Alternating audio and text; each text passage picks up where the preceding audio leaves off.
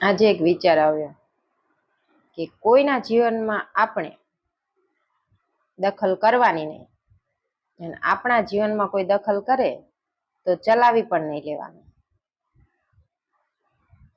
કોણ શું કરે છે શું નહીં એના ઘરનો વહીવટ છે, એ જે કરે, અને મારો મારા ઘરનો વહીવટ છે. બરાબર. 1 વર્ષ પહેલાની વાત છે. મારે ફેસબુકમાં મોનોટાઈઝ ને કંઈક કન્ટેન્ટ મોનોટાઈઝનો ઓપ્શન આવી ગયો હતો, અને ઇન્સ્ટાગ્રામમાં પણ સારું ચાલતું હતું. ને ઘણા બધાના લીધે બધું બંધ કરી દીધું.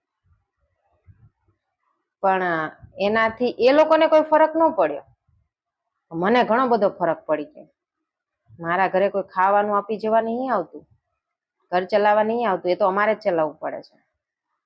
સપોર્ટર છે જે સપોર્ટ કરે છે, બાકી જે વિરોધ કરવા વાળા હતા ને એ તો ક્યારના ખસી ગયા.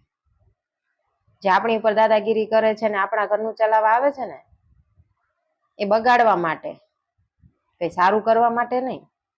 એટલે આપણે શું કરવું શું ના કરવું ને આપણે જ નિર્ણય લેવાનો છે. કોઈ કે એ પગલા ઉપર તો નથી જ ચાલવાનું.